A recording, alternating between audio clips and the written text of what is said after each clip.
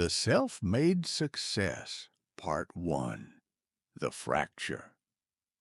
The day I was disowned still burns in my memory like a fresh wound. It was raining, a gentle spring shower that made the windows of Salvatore's family ristorante steam up from the inside. The restaurant had been the center of my universe for all 22 years of my life. I'd grown up among these tables, graduated from high chair to booster seat to bussing tables to helping Nonna roll pasta dough in the kitchen. The rich scent of garlic and basilico, the melody of conversation, punctuated by the clink of wine glasses, the warmth of family all around. It was home in every sense of the word, until it wasn't. Dick!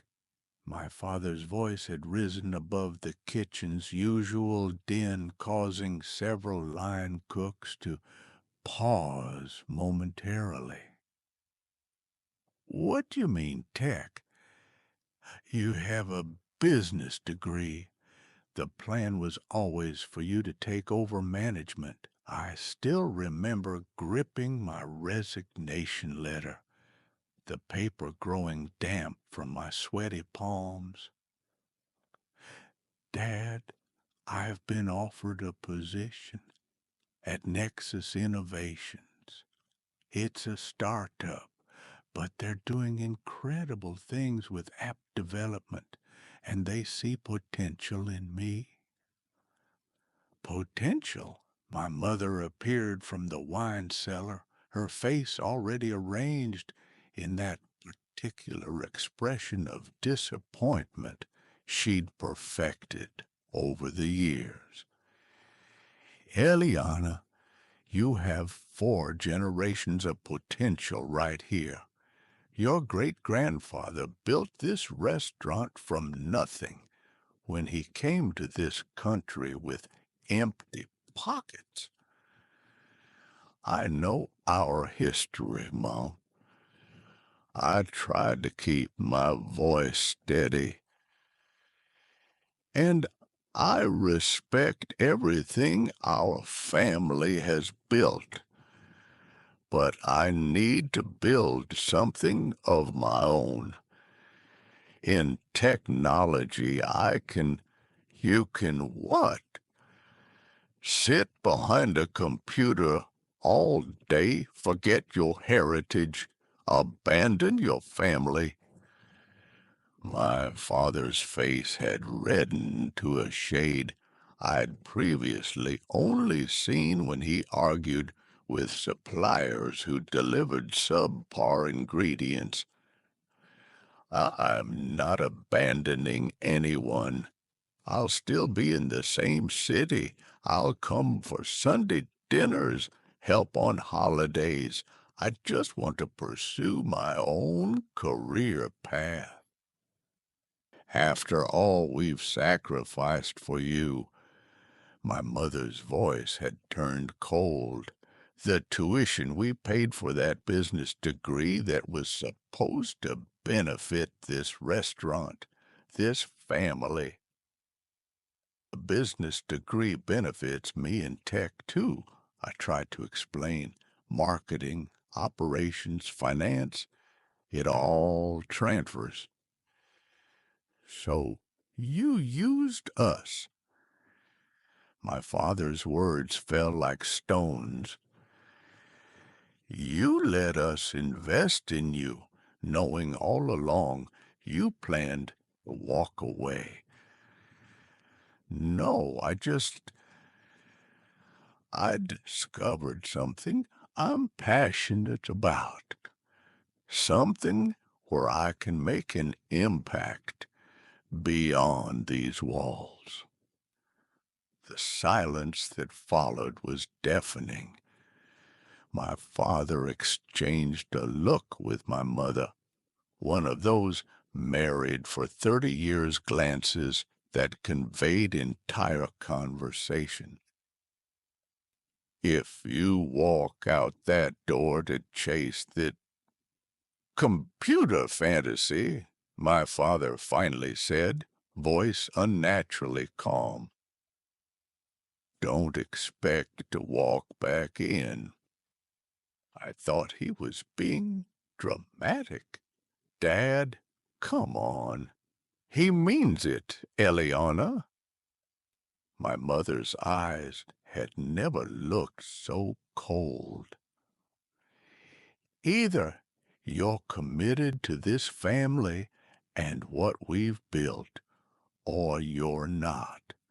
There is no middle ground. I remember staring at them, waiting for the punchline, for the "we're disappointed, but we'll support you anyway" that never came. Then I guess I'm not, I whispered, the words feeling like betrayal even as I spoke them. I expected them to call me back as I walked toward the door. They didn't. I expected them to call that night, after tempers had cooled. They didn't. The silence stretched into days, then weeks, then months, until I stopped expecting anything at all. 8 years passed in a blur of coding, pitching, failing, and starting over. The startup that had initially hired me folded within 15 months. But by then, I'd made connections, built skills, and developed an unshakable determination to prove my parents wrong. I founded Eliana Tech from my studio apartment, initially taking on small freelance projects, building websites for local businesses, developing basic apps for startups on shoestring budgets. I worked 18-hour days, subsisting on instant ramen and coffee, pouring every ounce of energy and every penny of profit back into growing my business. The breakthrough came in year 3, when I developed a restaurant management app that streamlined everything from inventory to reservations to staff scheduling. I'd drawn on every memory of inefficiencies I'd witnessed growing up at Salvatore's, solving problems I'd complained about since I was old enough to notice them. The irony wasn't lost on me. Restaurant IQ took off faster than I could have imagined. What began as my attempt to prove my worth to the family that had rejected me evolved into something bigger than I ever envisioned. By year 5, we had expanded into retail management. Lake Azure had been our family's summer destination throughout my childhood. We'd rent a small cabin for 2 weeks each August, and those 14 days were always my favorite of the year. While my parents relaxed and my younger brother Marco played with local kids, I'd wander the shoreline, stopping to admire the magnificent cedar and glass home that stood on a private peninsula jutting into the deepest part of the lake, with walls of windows reflecting the water and mountains. It seemed to float above the surface like something from a dream. One day, I'd tell myself, I'll live in a house like that. When the property came on the market, it felt like destiny. The original house had been damaged in a storm 2 years prior and demolished, leaving a blank canvas of 2 acres with 300 feet of lakefront. I purchased it on my 30th birthday and spent the next year working with architects to design my dream home. Modern interpretation of that job with sustainable materials, smart home technology integrated in spaces designed for both solid and reflective and construction. Other year process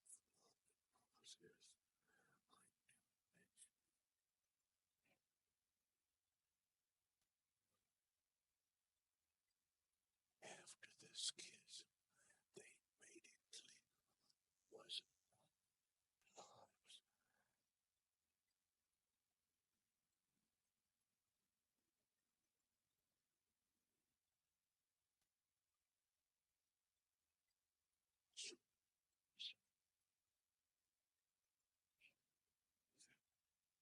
out, only to find they'd changed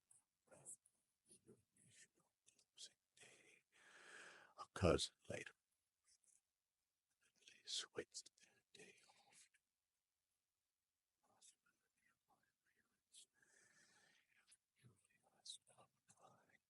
I built a new life with new friends who became chosen family. I dated occasionally, though my focus on building my company left little time for serious relationships.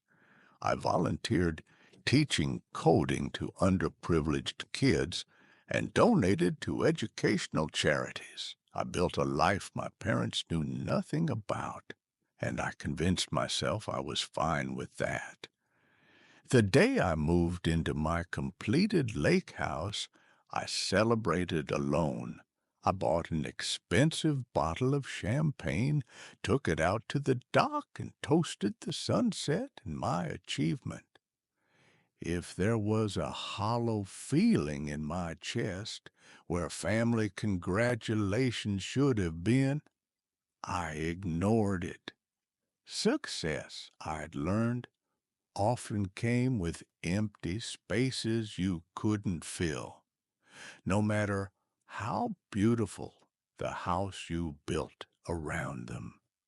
The social media post was an impulsive decision made after 2 glasses of champagne and a sudden fierce desire to show the world, and yes, maybe my family if they happened to see it, what I'd accomplished.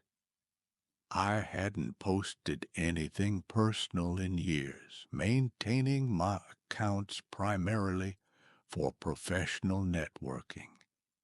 But that evening, watching light dance across the lake surface from my wall of windows, I snapped a few photos. Dreams do come true. Worked hard, built something meaningful, and finally created my sanctuary at Lake Azure. Dream home self-made tech entrepreneur. I added the location tag, attached 4 carefully selected images of the house's exterior and main living area with its panoramic lake views, and hit post before I could overthink it. Then I put my phone away and spent the rest of the evening in my infinity pool, watching stars appear above the mountains, feeling, for perhaps the first time, truly at peace with my choices. 3 days later, the doorbell rang. The bell rang.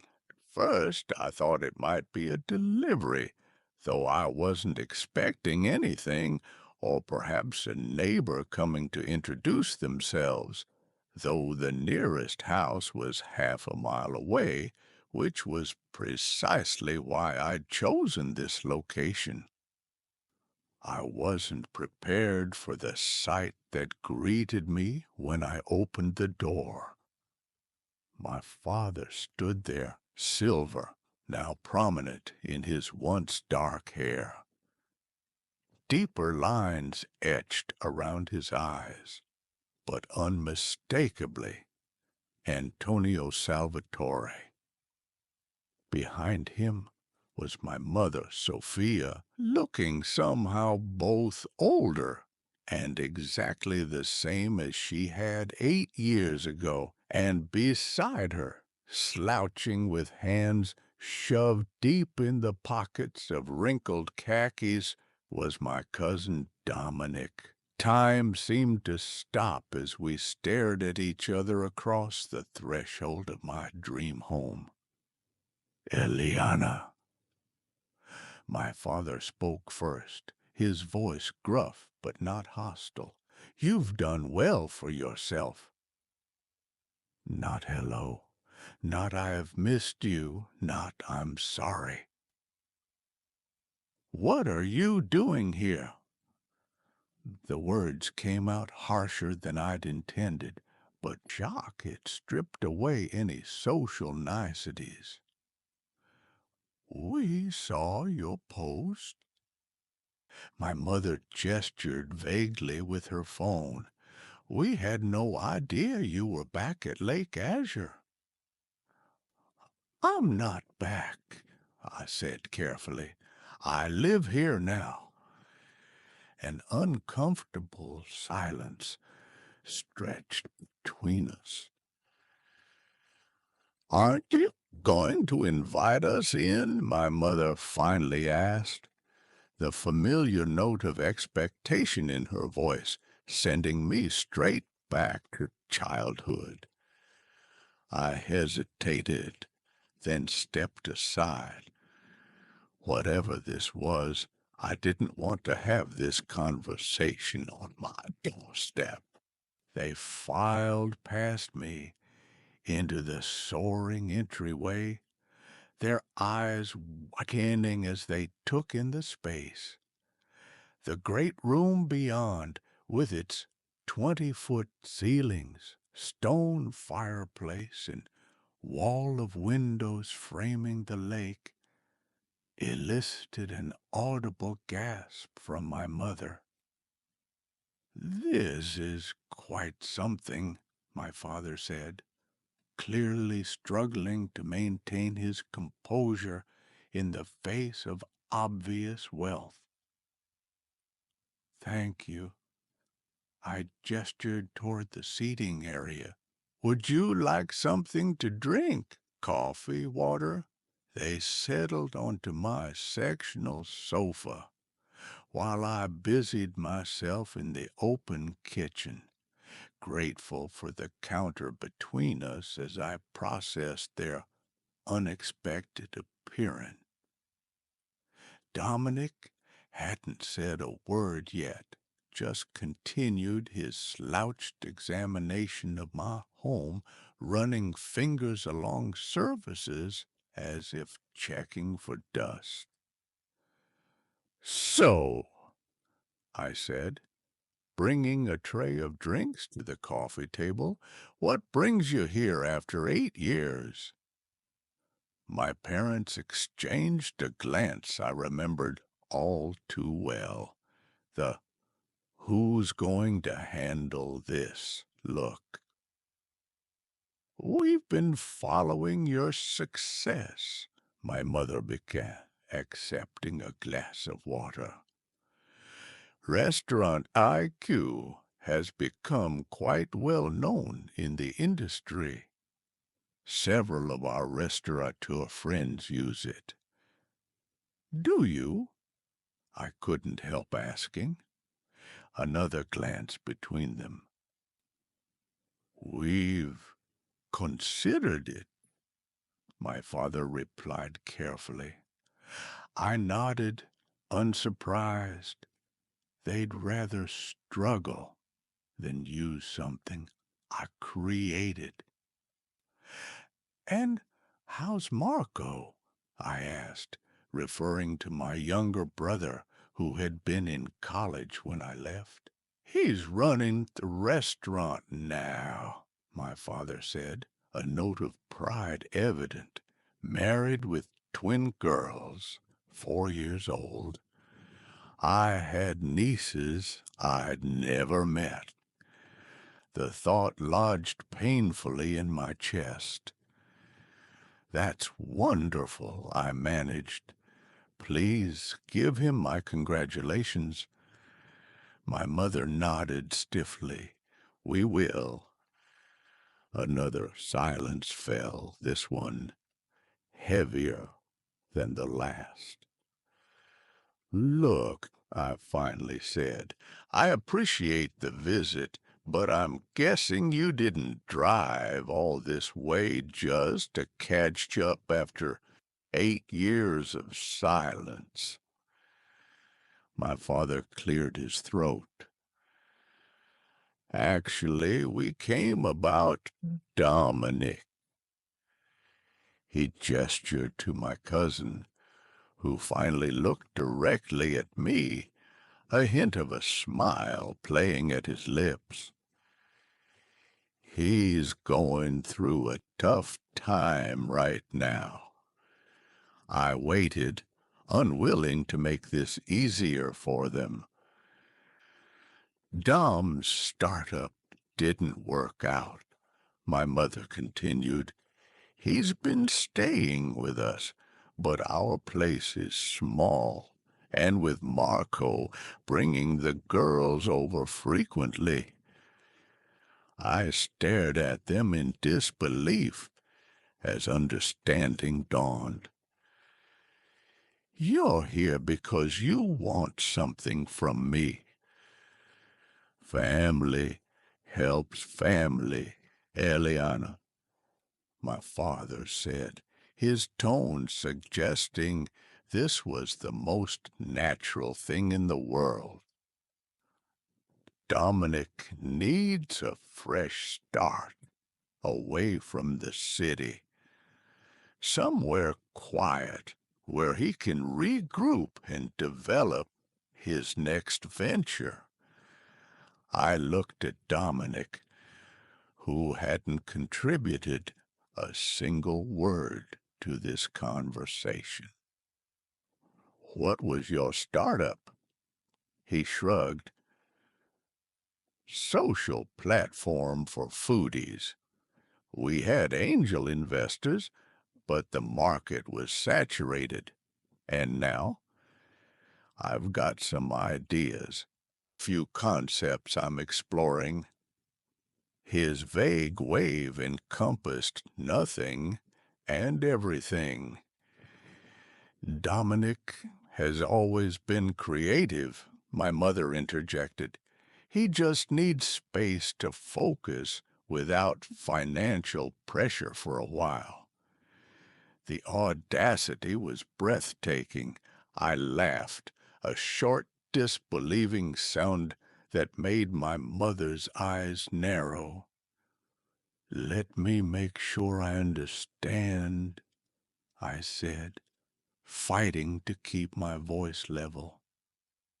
You haven't spoken to me in 8 years. You returned my gifts, changed your schedules to avoid me, and made it abundantly clear I was no longer part of the family.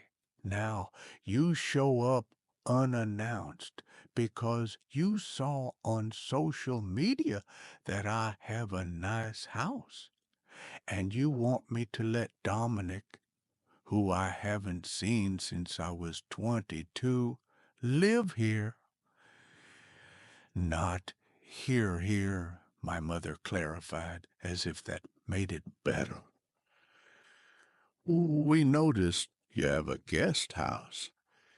She gestured toward the windows where, indeed, the small but luxurious guest house was visible near the water's edge. It would be perfect for Dominic. He wouldn't disturb you. I couldn't believe what I was hearing. And how long would this arrangement last? My parents exchanged another glance. Until he finds his footing, my father said carefully. 6 months. Dominic finally spoke. A year, tops. A year. They expect me to house a cousin I barely knew for up to a year. Why would I do this? I asked bluntly. My mother's expression shifted to the one she used to deploy when I disappointed her as a teenager.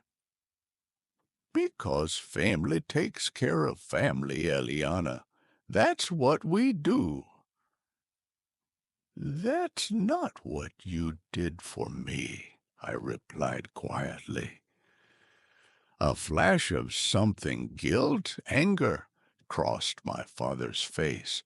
That was different. You chose to leave, and I was no longer family as a result. You made that very clear. I set my glass down.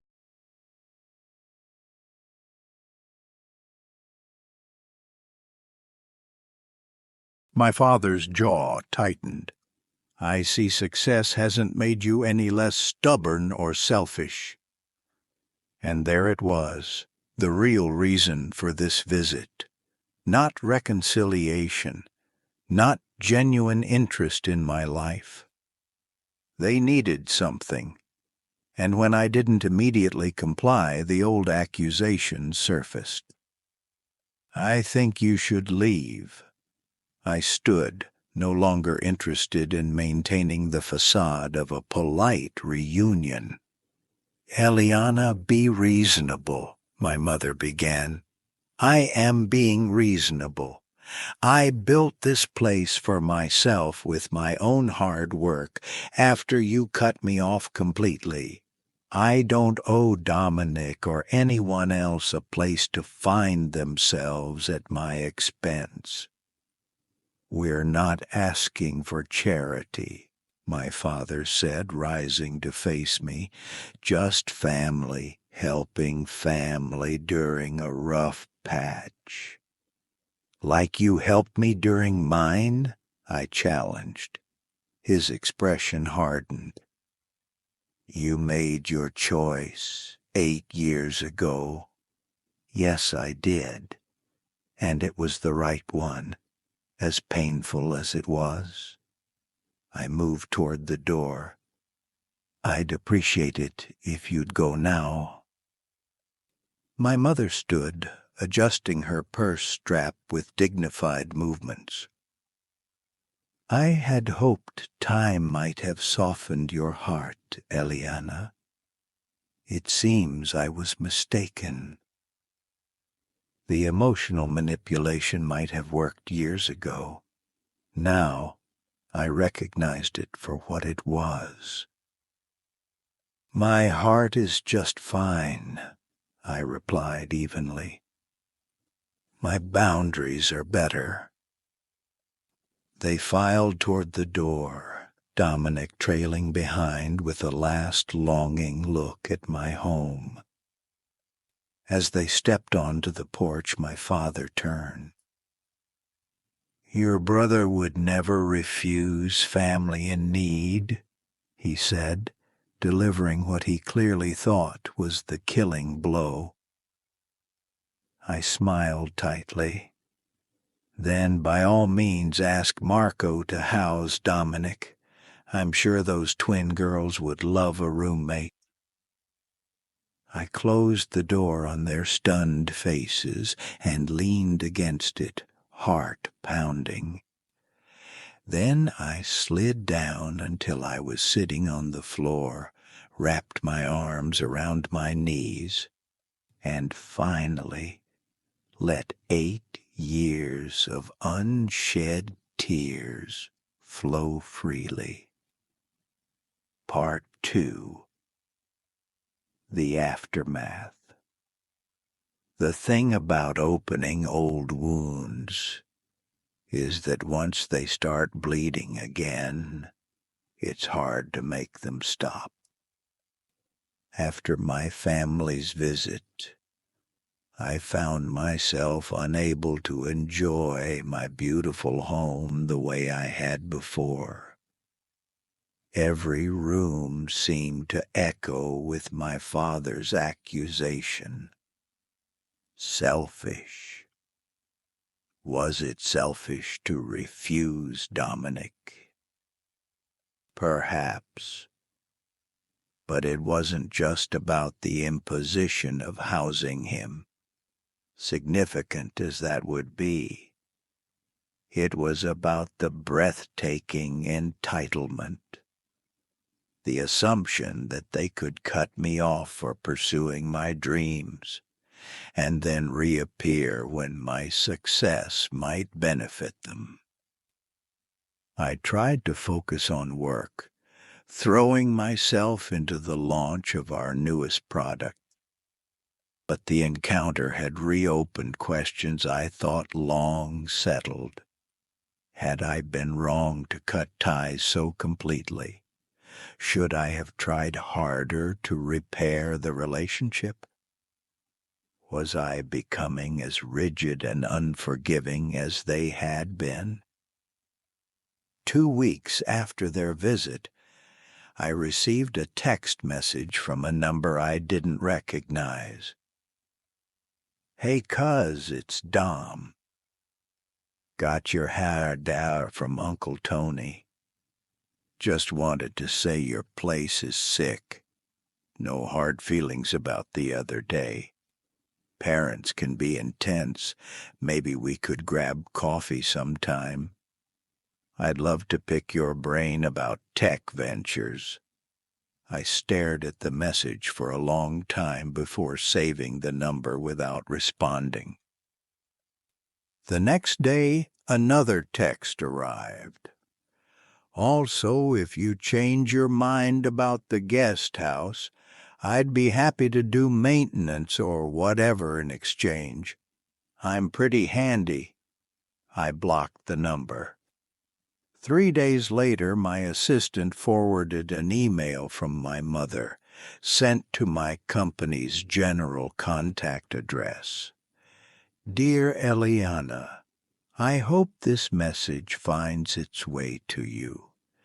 Your father and I have been reflecting on our recent visit, and we feel there may have been some misunderstanding. We're very proud of what you've accomplished with your company and your life. The lake house is truly stunning, a testament to your hard work and vision. We were hurt when you left the family business, it's true. Perhaps we reacted too harshly. But families sometimes say and do hurtful things in moments of disappointment. It doesn't mean the door can't be reopened. Regarding Dominic, we simply thought that since you have so much space and he needs a fresh start, it might be a way to begin healing old wounds while also helping a family member. He truly is talented, but struggling to find his path. Your expertise could be valuable to him, and perhaps having some company in that big house might be nice for you as well. We miss you, Eliana. The family isn't the same without you. Marco asks about you often, and his girls should know their aunt. Please consider reaching out. We're ready to put the past behind us. Love, Mom. The email left me with a complicated knot of emotions. Part of me, the part that would always be a little girl wanting her parents' approval, yearned to believe it was a genuine olive branch. But the more clear-eyed adult in me noted that the first meeting after 8 years had been purely transactional, and this follow-up still centered on what I could do for Dominic rather than genuine reconciliation.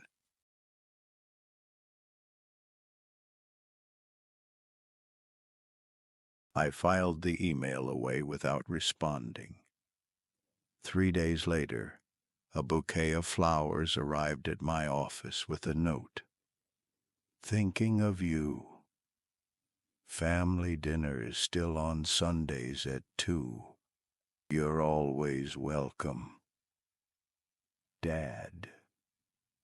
The gesture should have touched me. Instead, it left me feeling manipulated. If they truly wanted reconciliation, why hadn't they reached out during the 8 years before they needed something from me? The flowers went into the break room for everyone to enjoy, and I threw away the card. A week later, as I was leaving a client meeting downtown, I literally bumped into Marco on the sidewalk. Ellie. He stared at me in shock, using the childhood nickname nobody had called me in years. Marco. I couldn't help smiling. Despite everything, I'd missed my little brother. You look good. He did, confident in his tailored suit, a more polished version of the college kid I remembered. So do you? He hesitated, then pulled me into a quick hug. This is crazy. I was just thinking about you this morning. Were you? I stepped back, studying his face for signs of our parents' manipulation. Yeah, one of the twins said something that reminded me of you. A shadow crossed his face. Look, I heard about Mom and Dad showing up at your place. That was... He shook his head. Not how I would have handled things. I felt a little of my tension ease. It wasn't ideal. Can we grab a coffee? Just for a few minutes? There's a place right around the corner. I checked the time. My next meeting wasn't for 2 hours. Sure, why not? Over cappuccinos, Marco filled me in on his life. Management of the restaurant, his wife Lucia, whom he'd met in business school, their twin daughters Sophia and Isabella, named after our mother and his mother-in-law. He spoke with animation, clearly happy with the path he'd chosen. What about you? He finally asked. I mean, I know the broad strokes from what I read online. Restaurant IQ is a big deal. That was yours from the ground up? I nodded. Started it in my apartment with nothing but a laptop and an idea. That's really impressive, Ellie. His admiration seemed genuine. I looked into using it for Salvatore's, actually. The feature set is perfect for what we need. But Dad said no, I guessed. Marco grimaced. He's, traditional. Thinks technology makes things too impersonal. But honestly, I think he just couldn't handle using something you created after everything that happened. And what did happen from your perspective? I know what they told me, but I always wondered about your take. He sighed, turning his coffee cup in slow circles. I was still in college, you know. Came home for semester break, and suddenly you were gone, and nobody would really explain why. Just that you'd chosen a different path and wouldn't be part of family gatherings anymore. It took months before I pieced together that you'd taken a tech job instead of coming into the restaurant. They made it sound like I'd committed a cardinal sin. To Dad, you kind of had. Marco shrugged. The restaurant is everything to him. It's his legacy, his contribution to the world. When you walked away from that, I didn't walk away from the family, Marco. I just chose a different career. I know that. Now, anyway, he met my eyes. Back then, I was young and just accepted what they told me.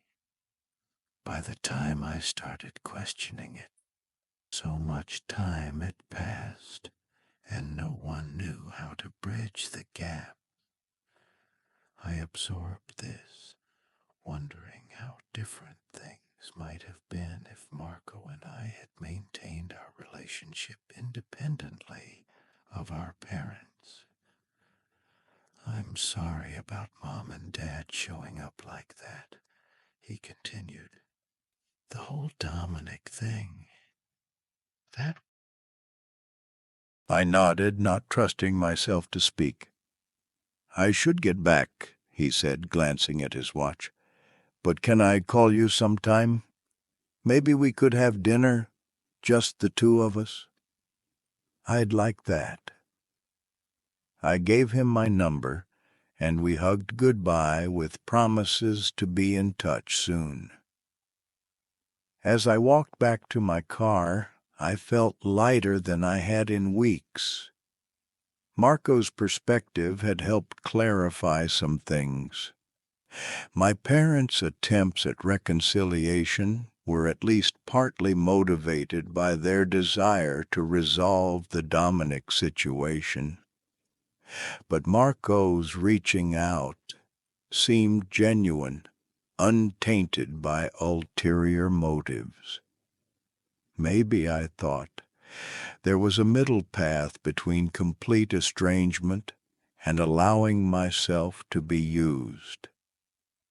Marco and I met for dinner the following week at a neutral restaurant, neither Salvatore's nor anywhere too close to my office. Over pasta that we both agreed wasn't as good as our grandmother's, we carefully rebuilt a fragile bridge between our separate lives. So, what does Dominic actually do all day? I asked as we shared tiramisu. Marco rolled his eyes. Mostly talks about his concepts and ventures while scrolling on his phone. Occasionally he'll help out at the restaurant when Dad guilts him into it, but his heart's not in it. Has he ever actually held a regular job? Not that I know of. He got some kind of settlement from his parents' divorce a few years back and has been coasting on that plus loans from various relatives. Marco made air quotes around the word loans.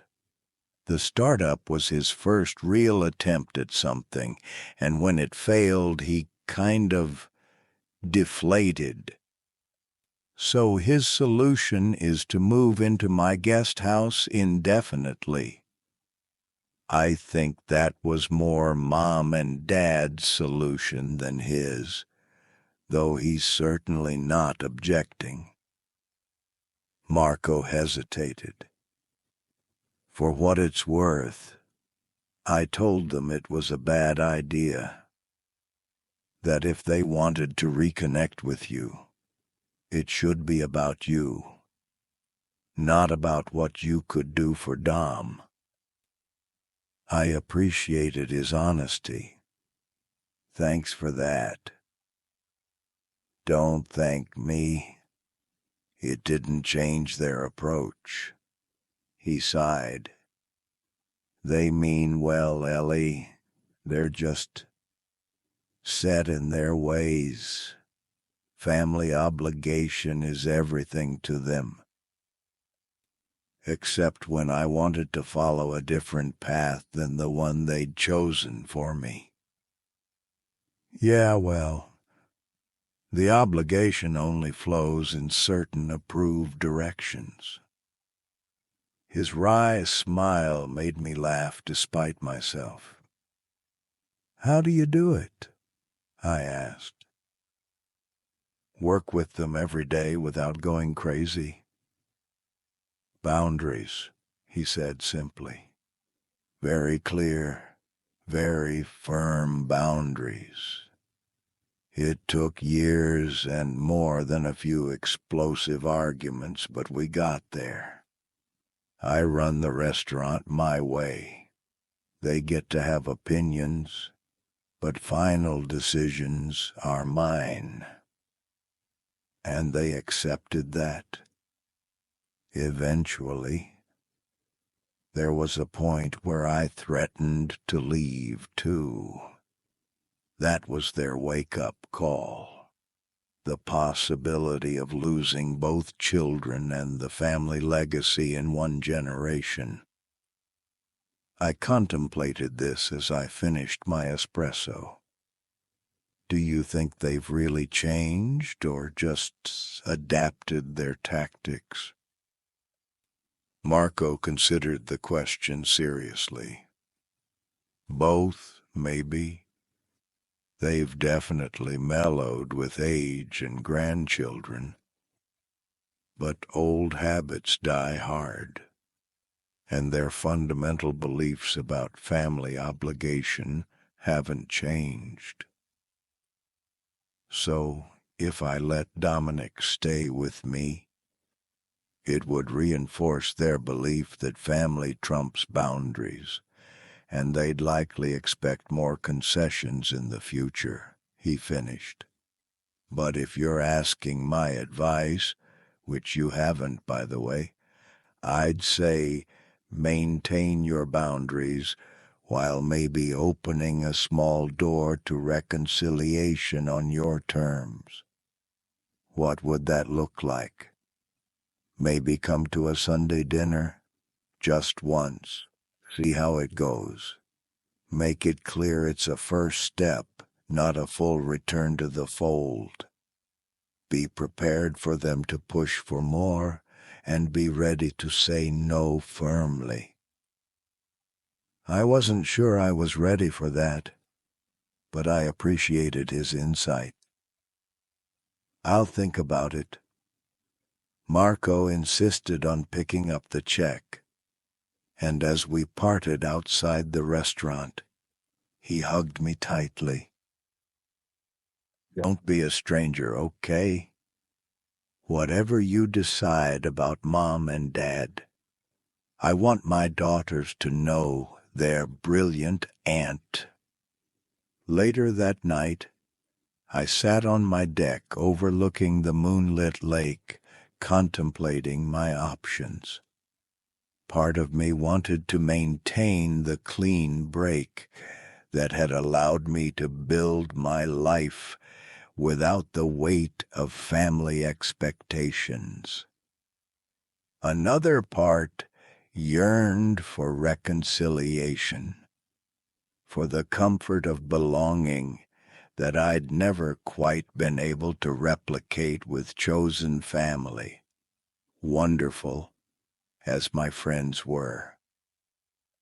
But letting Dominic live in my guest house still felt like a terrible idea. Rewarding my parents' manipulative behavior while potentially signing up for months or years of supporting my directionless cousin. After much reflection, I texted Marco. "I'm not ready for Sunday dinner yet, but I'd like to meet the twins, maybe a playground date this weekend." His response came immediately. "They would love that. There's a great park near our place. Saturday at 10?" I agreed, feeling like I was taking a step forward without compromising my boundaries. Exactly the balance I needed to strike. The meeting with my nieces went better than I could have hoped. They were bright, energetic little girls who accepted my appearance in their lives without question, especially when I proved skilled at pushing them on the swings really high. "Higher, Aunt Eliana!" shouted Sophia, the slightly more daring of the two. "Me too," Isabella insisted from the neighboring swing. Marco watched from a nearby bench, smiling at our instant connection. "I told you they'd love you," he said when I finally joined him, leaving the girls to play in the sandbox. "Kids are the best judges of character." "They're amazing," I admitted. "You and Lucia are doing a great job." "Thanks. It's not easy, especially with the restaurant schedule, but we make it work." He passed me a bottle of water.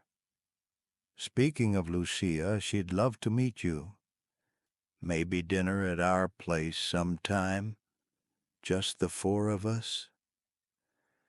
The request seemed innocent enough, a natural progression in rebuilding our relationship.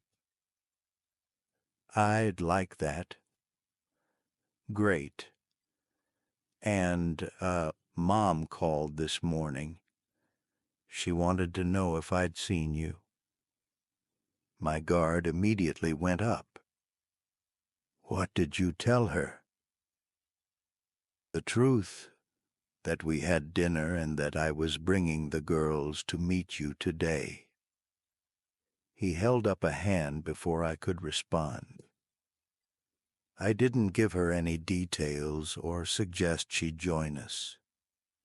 Just acknowledged that we're in contact. I nodded, appreciating his transparency. "She'll probably call you again," he warned. "I figured as much." "You don't have to answer," he said carefully. "But if you do, just be clear about what you're willing and unwilling to do. No maybes, no 'I'll think about it.' With Mom, any hesitation is seen as an opening for negotiation." I laughed despite myself. "I remember." Sure enough, my mother called that afternoon. I let it go to voicemail, listened to her message about how wonderful it is that you and Marco are reconnecting, and we should all get together soon. Then texted her a carefully worded response. "Hi, Mom. Yes, it's been nice seeing Marco and meeting the girls. I'm not ready for a full family gathering yet. And my position on Dominic hasn't changed." I need time and space to consider what any reconciliation might look like. Her reply came quickly. I understand, darling. Take all the time you need. We're just so happy to have any contact with you again. Perhaps just your father and I could visit sometime. No agenda, just a talk. I showed the exchange to my therapist during our next session. Dr. Chen had helped me work through the family estrangement issues years ago and had been a source of support since their reappearance in my life. "What do you think?" I asked after she'd read the messages. "Is this genuine or just another approach to get what they want?" "It could be either," she replied thoughtfully. "People are complex, and motivations are rarely pure. They may genuinely miss you while also hoping renewed contact eventually leads to what they want regarding your cousin." So what should I do? What do you want from this potential reconciliation? I considered the question carefully. Respect for my choices. Acknowledgement that cutting me off was disproportionate and hurtful.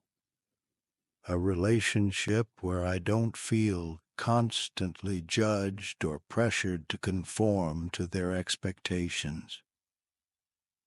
Those are reasonable desires, Dr. Chen nodded. Have you expressed them directly? Not yet, I admitted. I've been focusing on maintaining boundaries around the Dominic situation. Perhaps that's the next step. Clear communication about what you need for healing to occur. Separate from the issue of your cousin. And if they can't give me that, then you'll have valuable information about whether a healthier relationship is possible, she said gently.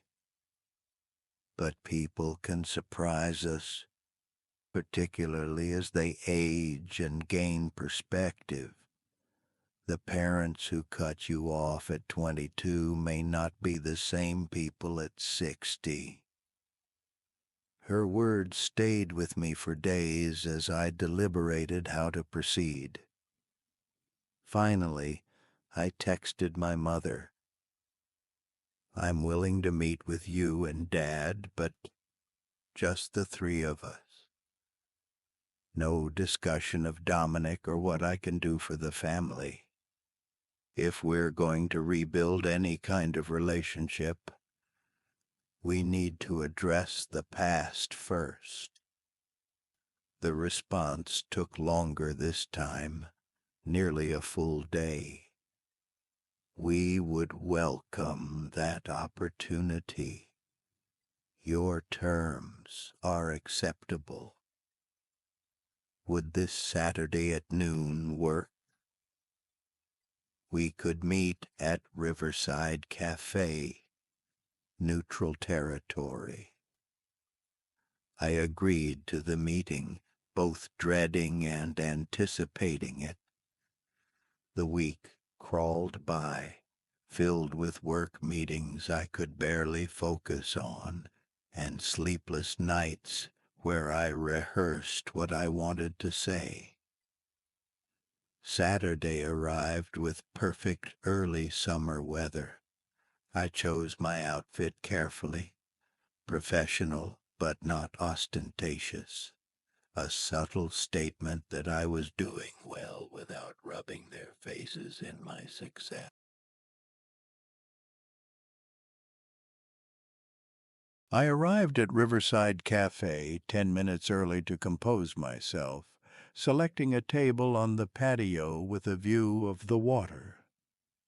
They arrived precisely at noon, my father checking his watch as they approached, a habit so familiar it made my chest ache with unexpected nostalgia. "Eliana," my mother said, embracing me briefly before taking a seat. My father opted for a handshake, formal but not cold. "You look well," he commented as he sat down. "Thank you.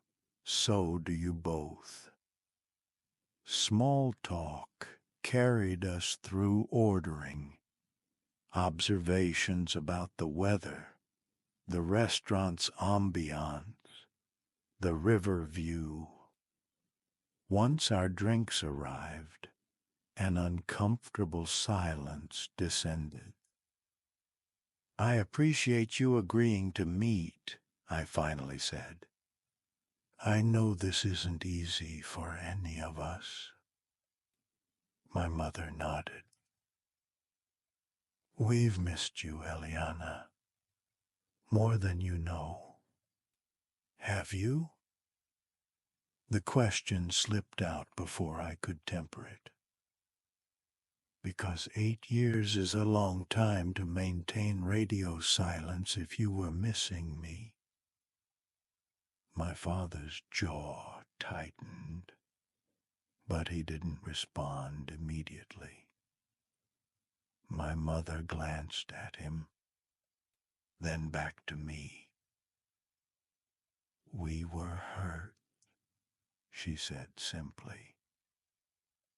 "Hurt that you would choose to abandon the family legacy for computers." "I didn't abandon the family," I corrected. "I chose a different career path. There's a distinction. The restaurant has been in our family for 4 generations, I know." I took a steadying breath. "But that doesn't mean every Salvatore is obligated to work there. I had different talents, different dreams." "We invested in your business degree," my father finally spoke, "for the restaurant." "You invested in my education," I countered, "and I've used that education successfully, just not in the way you envisioned." Our food arrived, providing a brief respite from the tension. I waited until the server departed before continuing. "I need to understand something. If I had chosen any other career, doctor, lawyer, teacher, would you have reacted the same way?" My parents exchanged a glance.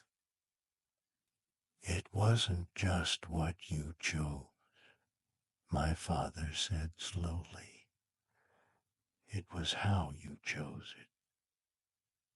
Without discussion, without consideration for the plans we had made." I tried to discuss it, I reminded him. "You immediately shut down the conversation and issued an ultimatum." Perhaps I was too hasty. Perhaps I set down my fork. "You disowned me, Dad. Both of you did. You, because I wanted to build something of my own. We were wrong." My mother's quiet admission stunned me into silence. She reached across the table for my hand. "We were wrong, Eliana. We were hurt and proud and stubborn, and we made a terrible mistake." Her eyes glistened with tears. "Seeing your brother with his girls, watching them grow so quickly, it's made us realize how precious family is and how easily it can slip away." 8 years, I repeated, my own voice thick with emotion. Christmases. I built a company from nothing, bought my dream home all without my family to share it with. Do you have any idea how that felt? No, my father admitted, but we'd like the chance to understand, to be part of your life again, if you'll allow it. I studied their faces, searching for signs of manipulation or ulterior motives. What I saw instead were two aging parents confronting their mortality and the consequences of their rigidity. This isn't about Dominic. I had to be sure. This is about you, my mother insisted. Only you. We've handled the Dominic situation, my father added. Marco helped us find him a small apartment and a job at his friend's landscaping company. It was time he stood on his own feet anyway. This surprised me. When did this happen? Last week, my mother said, after our conversation with Marco about how we'd approached things with you. He made us see that we were repeating patterns, expecting family obligation to override everything else. I made a mental note to thank my brother for his intervention. I'm not saying it will be easy to move forward, I said carefully. There's a lot of hurt on both sides, but I'm willing to try if you are. We are, my father said firmly. Very willing. Then I have some conditions. I laid out my needs clearly. Respect for my career choices, acceptance of my life as it was, no pressure about the restaurant or family obligations, and most importantly, honest communication instead of manipulation. They listened without interruption, nodding at each point. These are reasonable requests, my father acknowledged when I finished. We can commit to them. It may take time, my mother added. Old habits, but we want to do better. That's all I ask. I felt a weight lifting that I hadn't realized I'd been carrying for 8 years. That we all tried to do better.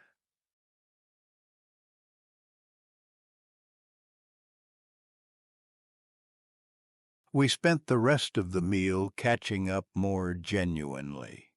They shared stories about Marco's girls and restaurant happenings, while I told them about the growth of my company and my plans for the future. It wasn't perfect, and there were still moments of tension, but it was a beginning. As we prepared to leave, my father hesitated, then asked, "Would you consider joining us for Sunday dinner tomorrow? Just Family, Marco, Lucia, the girls. No pressure about anything else. I considered the invitation. Not this Sunday, I decided. It's too much too soon, but perhaps next week, if that's okay. If they were disappointed, they hid it well. Next week would be wonderful, my mother said, embracing me with more warmth than before. As I drove home to my lake house, I felt strangely peaceful. The reconciliation wouldn't erase the lost years or heal all wounds immediately. There would be setbacks and old patterns to overcome. But for the first time since they'd appeared on my doorstep, I felt hopeful that we might build something new, a relationship based on mutual respect rather than obligation. Part 3. The Rebuilding. The next few months passed in a careful dance of boundaries and bridge building. I attended my first Sunday dinner with trepidation, but found it less overwhelming than expected. Marco and Lucia's presence helped buffer the inevitable awkward moments, and the twins provided delightful distractions whenever conversation veered toward sensitive topics. I established a rhythm of accepting every other Sunday invitation, maintaining space for myself, while gradually reintegrating into family life. My parents respected this boundary, even when I could tell they wished for more frequent visits. The most surprising development was my father's evolving attitude toward my career. What began as polite inquiries about your computer business gradually transformed into genuine interest as he realized the parallels between my entrepreneurial journey and his own parents' establishment of Salvatore's decades earlier. "You built something from nothing," he remarked one evening as we sat on the restaurant's back patio after closing. "Just like my father did. Different industries, same spirit. Coming from him, it was high praise, and the acknowledgment I'd craved for years. My mother found it harder to let go of old expectations, but made visible efforts to change. She caught herself whenever she slipped into guilt-inducing patterns, sometimes mid-sentence, with a self-deprecating smile and a "there I go again." Small victories accumulated. My father asking my professional opinion about the restaurant's outdated website. My mother defending my career choice to a traditional great-aunt. Both of them showing genuine pride when a business magazine featured me in their 40 under 40 list. Marco and I grew closer than we'd ever been as adults. Our shared experience of navigating complex family dynamics, creating a bond that transcended our different paths. His daughters adopted me as their favorite aunt, admittedly their only aunt, and I discovered unexpected joy in my role in their lives. 6 months after our reconciliation began, I invited my parents to my lake house for the first time since their initial unwelcome visit. They arrived without Dominic or hidden agendas, bringing only a bottle of wine and genuine appreciation for the home I'd created. "It's truly magnificent, Eliana," my mother said as I showed them the main living area with its sweeping views. "You've designed it beautifully." My father stood silently by the windows for a long moment, taking in the panorama of water and mountains. "Your great-grandfather would be proud," he finally said. "He came to this country with nothing but determination and built a legacy. You've done the same in your own way." The comparison meant more than he could know. "Have you heard from Dominic?" I asked later, as we enjoyed dinner on the deck. My mother nodded. "He's still with the landscaping company. Marco says he's actually showing aptitude for the work, especially the design aspects. He seems to have found his footing," my father added. "Sometimes people need a push toward self-reliance rather than a safety net." The irony of him saying this after their attempt to install Dominic in my guest house wasn't lost on any of us. But we let it pass with knowing smiles.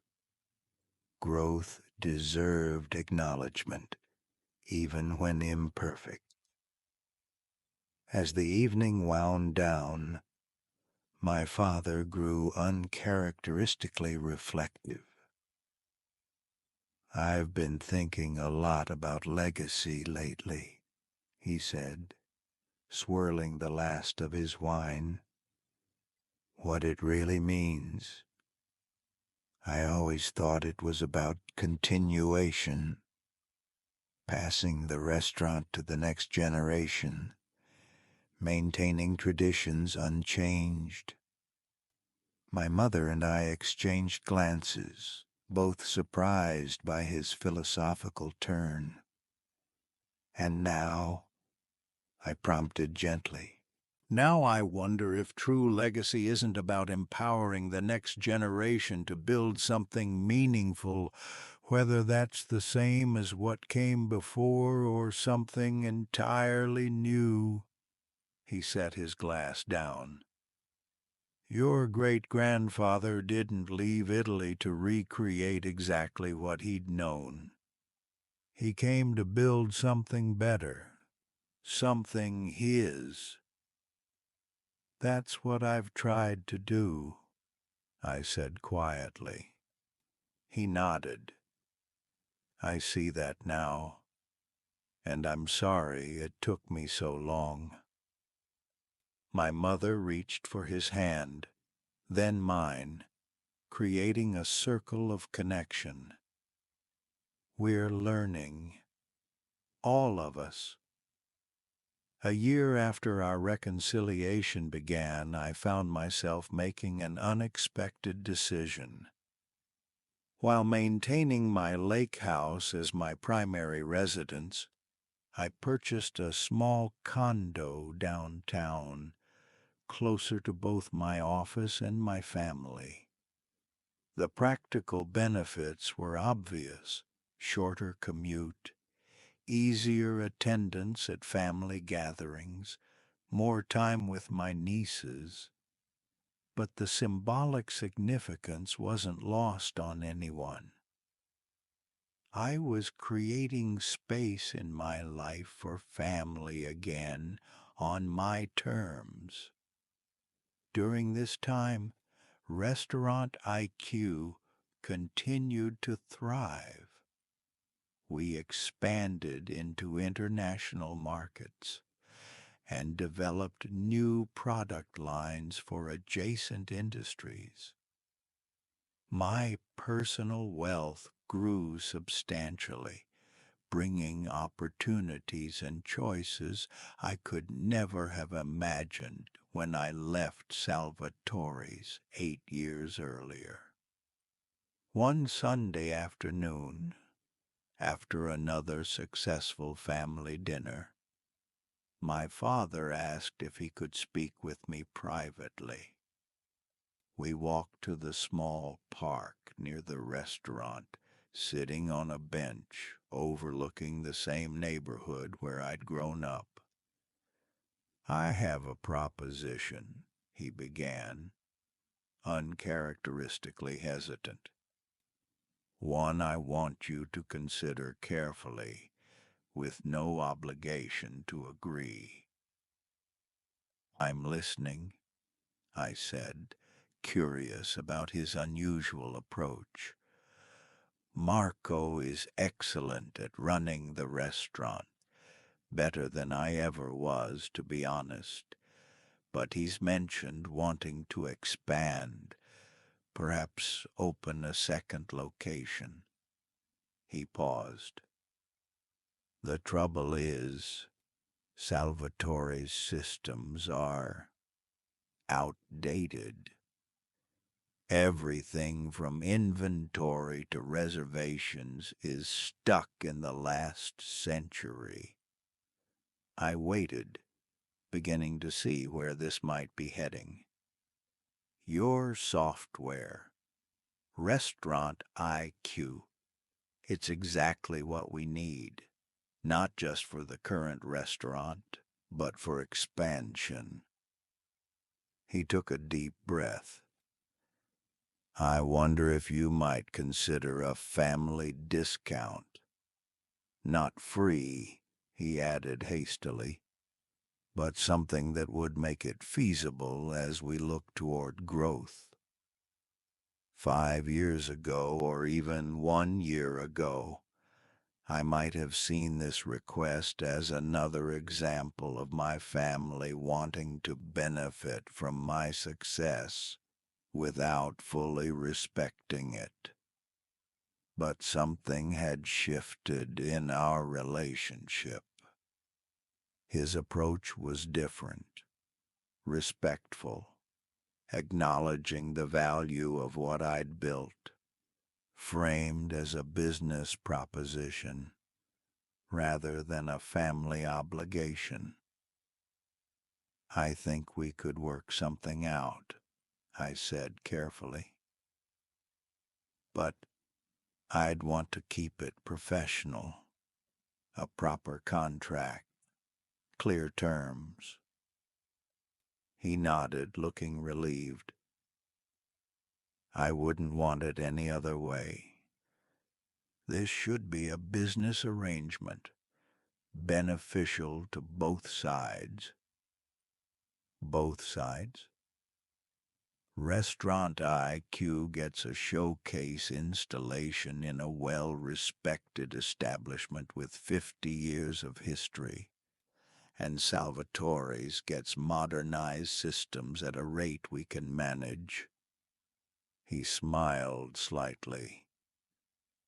"Plus, it would give you a small stake in the family business again, if you wanted it.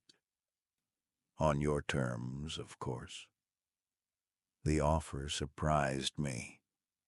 Not just the practical arrangement, but the acknowledgement that I might want some connection to the family legacy without sacrificing what I'd built independently. "Let me think about it," I said, not wanting to rush a decision with both business and personal implications. "Take all the time you need." He stood, signaling the end of our conversation.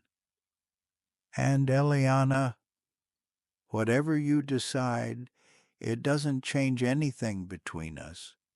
We've worked too hard to rebuild this relationship, to risk it over business."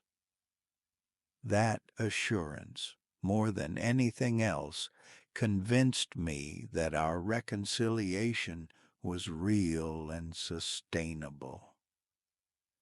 2 weeks later, after careful consultation with my executive team and legal advisors, I presented a proposal.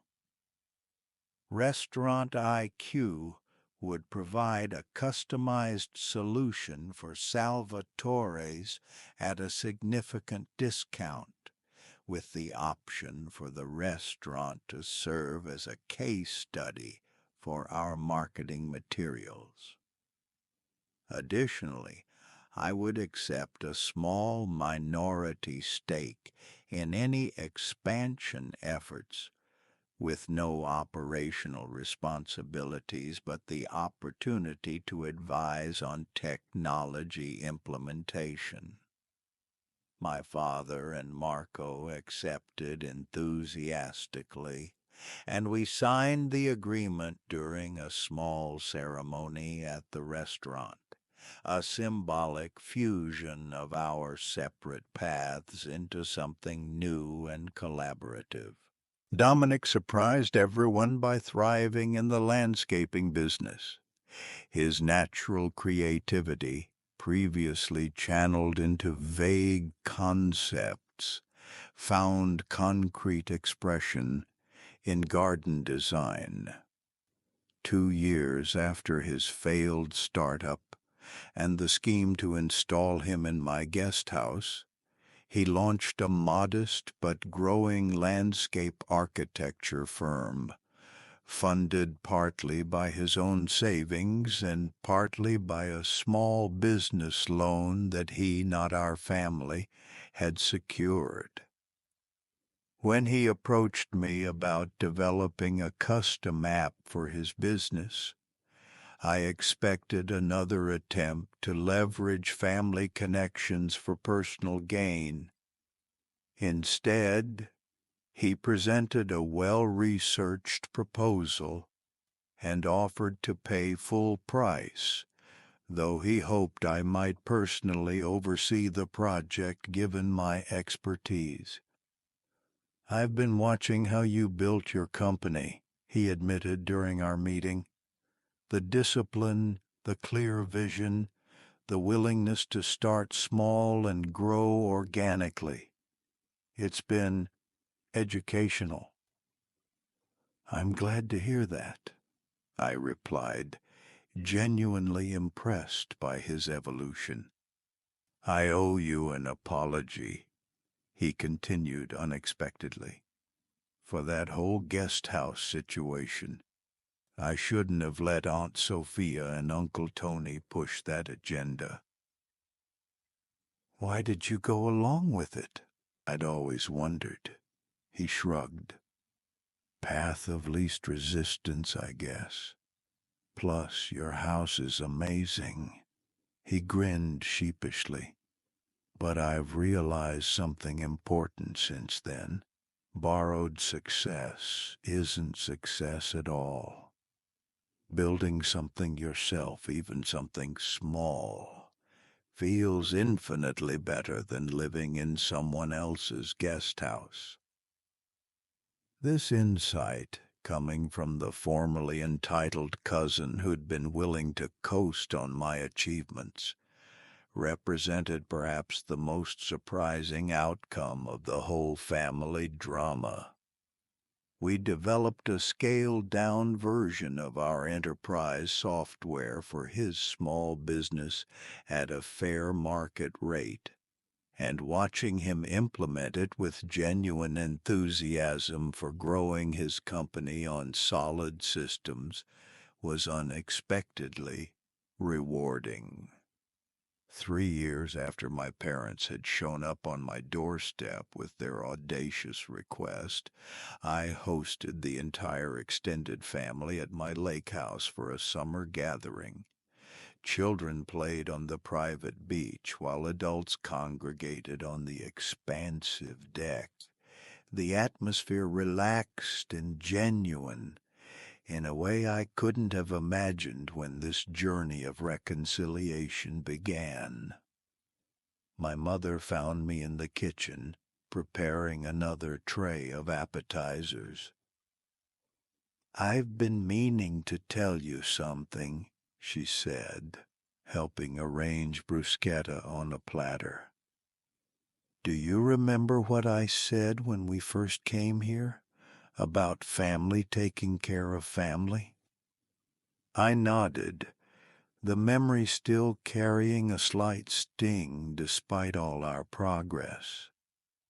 "I still believe that," she continued, "but I've learned it has to work both ways, with respect flowing alongside obligation." She touched my arm gently. "What I didn't understand then was that you were taking care of the family in your own way, by being true to your gifts, by building something sustainable that creates jobs and helps other family businesses thrive." "That means a lot, Mom." I blinked back unexpected tears. "Your father and I were wrong to cut you off, and we were wrong to come back into your life with demands rather than apologies." She smiled wryly. "We're stubborn people, slow to change, but not incapable of it." "I've noticed," I said, returning her smile. From the deck came the sound of laughter, my father telling one of his elaborate stories to an appreciative audience, my nieces giggling at his exaggerated gestures, Marco and Lucia exchanging affectionate glances as they watched the scene. "You've built two remarkable things," my mother observed, following my gaze. "A successful company and a life on your own terms. I'm proud of you, Eliana, not despite your independent path, but because of it." We carried the appetizers out to join the gathering, and as I looked around at my family, some by blood, some by choice, I felt a sense of completion that had nothing to do with the beautiful home or successful company I'd created. I had built a life that honored both my independence and my connections, with boundaries firm enough to protect my well-being, but permeable enough to allow love to flow both ways. The journey had been neither straightforward nor easy, but standing there in the golden afternoon light, I knew with absolute certainty that I was exactly where I was meant to be, self-made in every sense that mattered. Epilogue. 5 years after our reconciliation, my parents decided to retire, passing full ownership of Salvatore's to Marco. The restaurant, now running on Restaurant IQ systems, had successfully expanded to a second location, with plans for a third underway.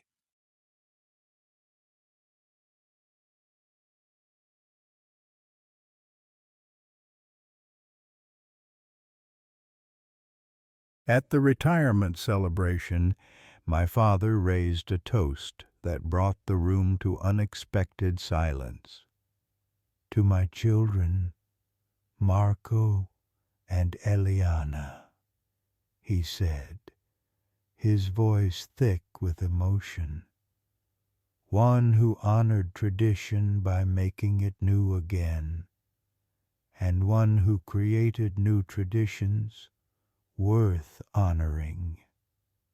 You've both built lasting legacies in your own ways, proving that the Salvatore entrepreneurial spirit runs strong in the next generation. He turned to face me directly. Eliana, when you chose your own path, I thought you were rejecting everything we stood for. I couldn't have been more wrong. You embodied the very spirit that brought our family to this country, the courage to build something new, the vision to see possibilities others missed, the determination to succeed against all odds. He raised his glass higher. To different paths that lead to the same destination.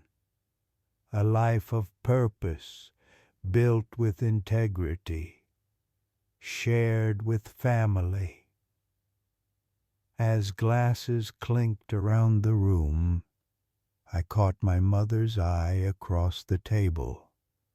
She nodded slightly, acknowledging the journey we'd all traveled to reach this moment of mutual respect and genuine appreciation.